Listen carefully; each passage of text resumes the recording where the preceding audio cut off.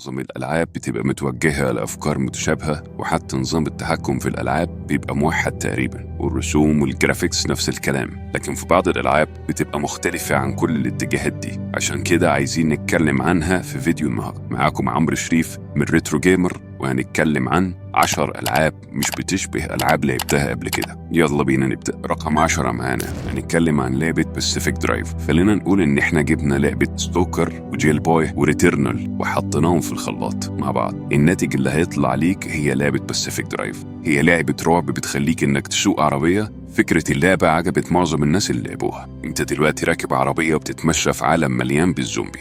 عربيتك هي الحاجة الوحيدة اللي أمان في العالم ده، ولازم إنك تحميها لأنها الوسيلة الوحيدة ليك في إنك تتنقل في عالم اللعبة. جو اللعبة عبارة عن مزيج بين الهدوء والراحة وبين الرعب التام، وكل ما تتقدم في اللعبة الأحداث بتبقى غريبة وخطورتها بتزيد. انت تقدر إنك تقتل الزومبي في اللعبة، بس في نفس الوقت إنك هتواجه خطر إن عربيتك هتتدمر. عالم اللعبة تحس إنه مألوف لكنه مش طبيعي ومشوق بطريقة جميلة جدا، واللعبة بتخليك تحس بشعور الأمان المزيف والتوتر اللي مستنيك في أي لحظة غير متوقعة. رقم 9 معانا لعبة Outpost Infinity Siege. هي لعبة تم إصدارها من فترة قريبة، واللعبة مجنونة وتستحق التجربة. قصة اللعبة بتدور حول جندي في حرب ضد الذكاء الاصطناعي، والفكرة تعتبر شائعة الفترة دي، لكن المختلف في اللعبة هو الجيم بلاي وطريقة اللعب، بحيث إنك بتدافع عن أبراج من التدمير، وإنت هنا بتقدر إنك تظبط الأسلحة وبتستخدم آليات دفاعية وبتبني أبراج وبتجند أشخاص في صفوف جيشك. اللعبة مليانة بألغاز وباركور وتحديات صعبة، واللعبة فيها أطوار كتيرة جدا تقدر تلعبها غير طور القصة. اللعبة تعتبر تجربة فريدة من نوعها. رقم 8 معانا لعبة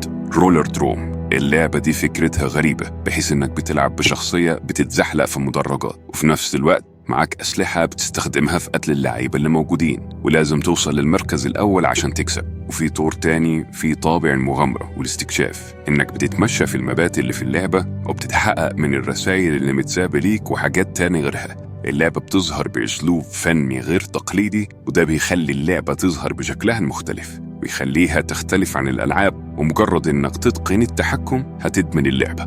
رقم 7 معانا لعبة هوز ليلة. هي لعبة مغامرات غريبة جدا. اللعبة بتخليك تلعب في وش الشخص اللي قدامك، تعمل التعبير الصح عشان تعرف تتواصل مع الناس بشكل صحيح. قصة اللعبة إن في بنت مفقودة اسمها ليلة، وآخر حد شافها يبقى وإنت لازم تستكشف عالم اللعبة، تحاول توصل للبنت، ومع كل اكتشاف هتكتشفه هيزيد ارتباكك وتوترك. اللعبة مستوحاة من أعمال ديفيد لينش. اللعبة بتقدم تجربة رعب فريدة من نوعها. رقم 6 معانا كلاش Artifacts of Chaos. لعبة من تطوير استوديو ايس، هم معروفين بالألعاب الغريبة زي لعبة روك اوف ايجز وزينو كلاش. اللعبة تعتبر غريبة ومثيرة للاهتمام، تحس ان اللعبة كأنها لعبة جاد اوف وور بس ممزوجة بفنون الكاراتيه او الدفاع عن النفس. وغير كده اللعبة معقدة في تصميمها، بحيث ان نظام محاربة الاعداء غريب جدا، بحيث ان انت بترمي النرد، بعد كده بترسم خطوط، بعدين بتسحب شوية سبايكس أو مسامير، بعد كده بتبدأ المعركة. وعالم اللعبة عالم مفتوح وغريب،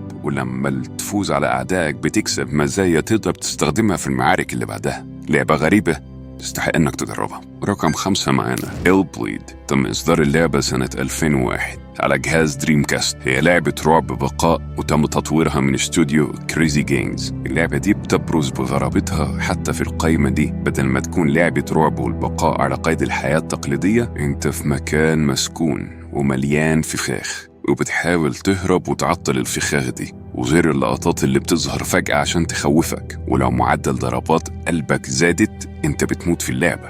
ده غير انها عملت محاكاة لفيلم توي ستوري ومعركة في اللعبة مع سونيك. اللعبة بتقدم تجربة فريدة من نوعها وغريبة في عالم ألعاب الرعب. رقم 4 معانا كيلر 7.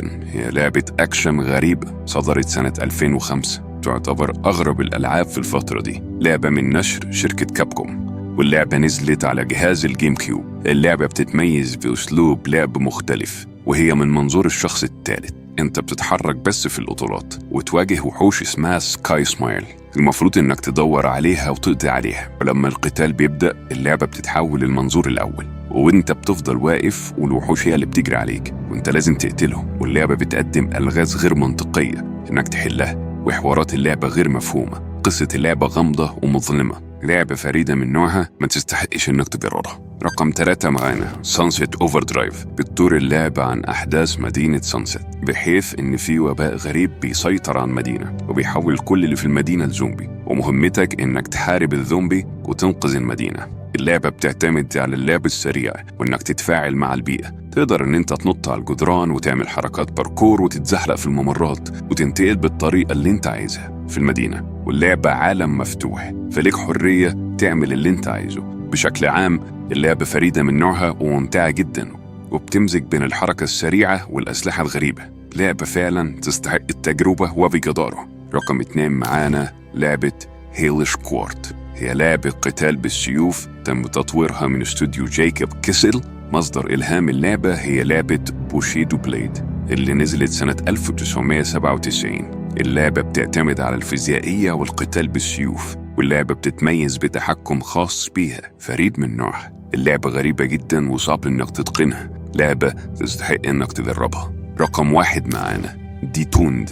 هي عبارة عن عرض تجريبي نزل على البلاي ستيشن 3، وتعتبر تجربة فريدة من نوعها ومش هتجرب حاجة زيها خالص. هي تجربة سمعية وبصرية غريبة جدا، بحيث انها عبارة عن راجل قاعد على كرسي وانت بتتفاعل معاه عن طريق ايد التحكم، بحيث بيقوم يرقص او راسه تنفجر والخلفية اللي ورا تتغير. لعبة مريبة جدا وغريبة جدا. وده كل حاجة في فيديو النهاردة. سيب تعليق عشان اعرف رأيكم فيه، واذا عجبكم الفيديو اضغط على زرار اللايك، ولو ما كنتش مشترك في القناة اشترك. ما تنساش زرار الجرس عشان يوصل لكم كل جديد أول بأول. أنا عمرو شريف من قناة ريترو جيمر. نشوفكم في الفيديو الجاي. تصحبكم السلامة.